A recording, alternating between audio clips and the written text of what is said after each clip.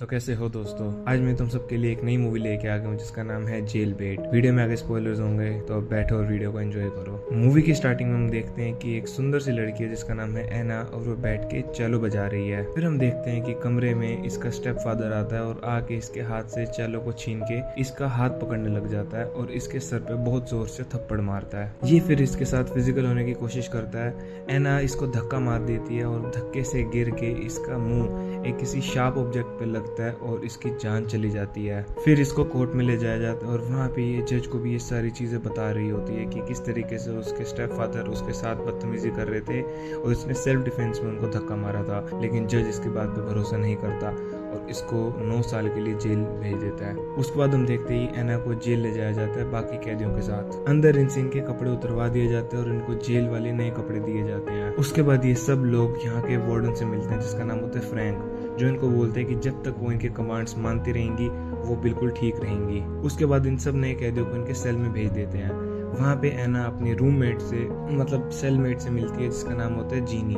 जीनी 5 साल से जेल में है और वो कुछ ही टाइम में जेल से निकलने वाली है। जीनी बहुत ही इंट्रोवर्ट होती है और उसको अकेले रहने का शौक होता है, लेकिन बहुत साल से अकेले रहने के बाद एकदम से एना की ब्यूटी उसको लुभा जाती है और अब वो एना के सोने के बाद उसको देख के अपने आप को प्लेजर कर रही होती है। अगले दिन ये सब कैदी खुले मैदान में चले जाते हैं जहाँ पे एना एक ग्रुप के लीडर से मिलती है जिसका नाम होता है कोडी। कोडी अपने बारे में एना को बताती है और कहती है कि अगर वो अकेली रही तो उसको बहुत सारी दिक्कतों का सामना करना पड़ेगा और वो इसको प्रपोजल देती है कि क्या वो इसका ग्रुप ज्वाइन करना चाहती है जिससे उसको प्रोटेक्शन मिल सके। लेकिन एना इस प्रपोजल को मना कर देती है और वहां से चली जाती है। लंच टाइम में भी कोडी अपने ग्रुप के साथ फिर से उससे पूछती है और इस बार भी एना इसको मना कर देती है।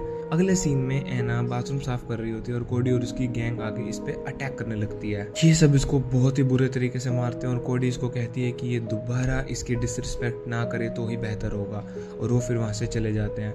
एना को फिर ये डॉक्टर के पास लेके आते हैं जहाँ पे डॉक्टर देखती है कि इसके पूरे शरीर पे चोट और नील के निशान होते हैं। जो यहाँ पे डॉक्टर होती है जीन, वो एना को सजेस्ट करती है कि वो यहाँ के वार्डन फ्रैंक से जाके मिले और उसके एडवाइस देने के बाद एना भी यहाँ के वार्डन से मिलने चली जाती है और उसको बोलती है कि वो अकेले रहना चाहती है जो सोलिटरी सेल्स होते हैं उनके अंदर।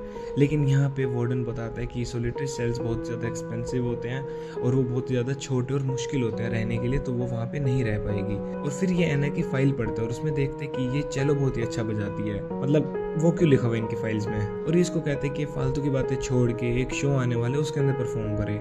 लेकिन एना सीधा सीधा इसकी बात को मना कर देती है कि वो परफॉर्म करना नहीं चाहती। फ्रैंक जब इससे बात कर रहा होता है तो वो कहते हैं कि ठीक है मैं तेरी हेल्प कर सकता हूँ सब चीजों से तेरे को बचाने के लिए, लेकिन इसको बदले में फ्रैंक को सेटिस्फाई करना पड़ेगा। और ये चीज देख के एना बहुत ज्यादा अनकंफर्टेबल हो रही होती है और वहां से चली जाती है। एना वापस अपने सेल में आ जाती है और धीरे धीरे बोल रही होती है कि यहाँ जेल में सब के सब हवस के पुजारी हैं। जीनी इसकी बातें सुन लेती है और इसको कंफर्ट करने की कोशिश करती है। वो एना की सुंदरता पे उसकी तारीफ कर रही होती है और उसको किस करने बढ़ती है और एना भी आगे से उसको किस कर देती है। क्या हो रहा है यहाँ पे। अगले दिन ही सब लोग प्रेजेंट क्लास में होते हैं, तभी एना अपने बाकी क्लासमेट से मिलती है और क्लास खत्म होने के बाद जब वो खुले मैदान में जा रही होती है तो कैला जो कि दूसरी गैंग की लीडर है वो इसके पास आती है और इसको थ्रेटन करती है कि वो इसको बहुत ज्यादा दर्द पहुंचाने वाली है और ये इसके सर पे एक बॉल भी मारते हैं। ये देख के एना बहुत ही ज्यादा एम्बेरस्ड हो जाती है और अब वो डिसाइड करती है कि उसको कोडी का ग्रुप ज्वाइन करना ही पड़ेगा। तो वो कोडी के पास आती है। कोडी उसको बोलती है कि वो उसका ग्रुप एक ही शर्त पे ज्वाइन कर सकती है अगर वो कैला के ऊपर अटैक करेगी। तो उसको ग्रुप ज्वाइन करने की तो बहुत जल्दी होती है, तो वो सीधा कैला के पास जाती है और उसके मुंह पे मुक्का मार देती है और ये दोनों लड़ते रहते हैं जब तक पुलिस वाला इन दोनों को अलग नहीं करता।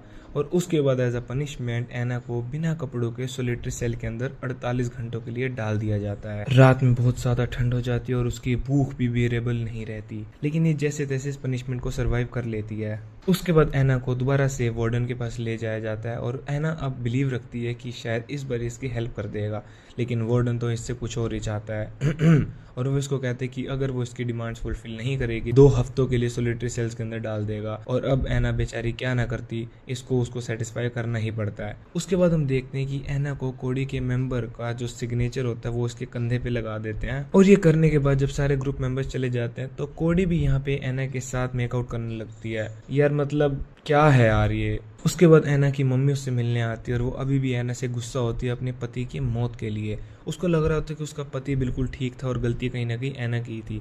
ये दोनों आपस में बहस करने लगते हैं, जिसमें ऐना की मम्मी ऐना को बहुत जोर से मुंह पे थप्पड़ मार देती है।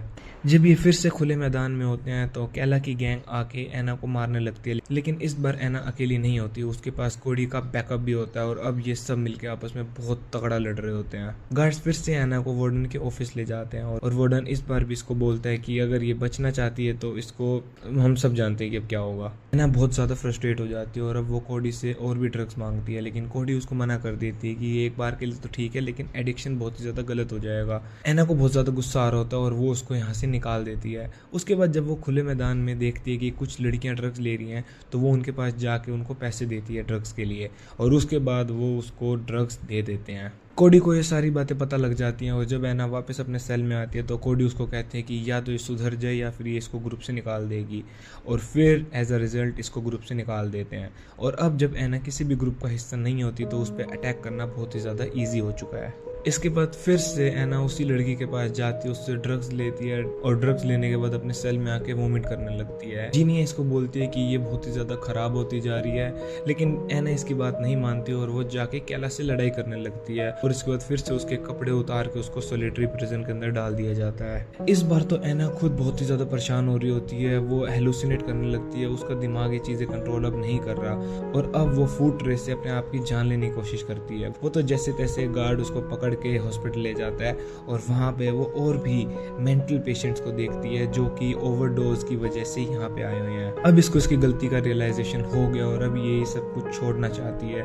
इतने में इसकी मम्मी से मिलने आती है और पता लगता है कि वो भी चीज़ों के बारे में जानना शुरू कर गई है और अब वो ऐना को कहती है कि वो कोर्ट में इसके लिए गवाही देगी कि इसकी गलती नहीं थी और अभी इसको जेल से बाहर निकलवा देगी। फ्रैंक ऐना का हालचाल पूछने के लिए हॉस्पिटल में भी आता है, लेकिन वहाँ पे ये इसको इनअप्रोप्रिएटली टच करने लगता है। ये सारी चीजें बगल में खड़ी हुई नर्स भी देख रही होती है। यहाँ से जाने के बाद ऐना इसी नर्स से मिलने आती है और इससे हेल्प मांगती है, लेकिन ये सारी चीजें वार्डन सुन रहा होता है और वो अपने कैदियों को बोलता है कि अब इस नर्स को मारने का टाइम आ चुका है। और ऐसे ही होता है, इससे पहले नर्स उसकी हेल्प कर सके ये सारे कैदी मिलकर उसको जान से मार देते हैं। फ्रैंक यहाँ पे ऐना को बोलते हैं कि वो इसके यहाँ से निकलने का जुगाड़ कर रहा है, लेकिन बदले में बस यार बस कितनी बार। और ऐसे ही होता है, ये फ्रैंक को प्लेजर दे रही होती है और उसी टाइम पे हमें पता लगता है कि ये सारी चीजें रिकॉर्ड कर रही है। अगले दिन हम देखते हैं कि फ्रैंक सबके आगे कहते हैं कि ऐना को यहाँ से बाहर नहीं निकाल देना चाहिए बल्कि उसको जेल में ही रखना चाहिए, और तभी ऐना सबके आगे फोन निकाल के दिखा देती है कि फ्रैंक इतने टाइम से ऐना के साथ क्या कर रहा था। और ऐसा होने के बाद फ्रैंक को पुलिस पकड़ ले जाती है और ऐना को रिहा कर देते हैं।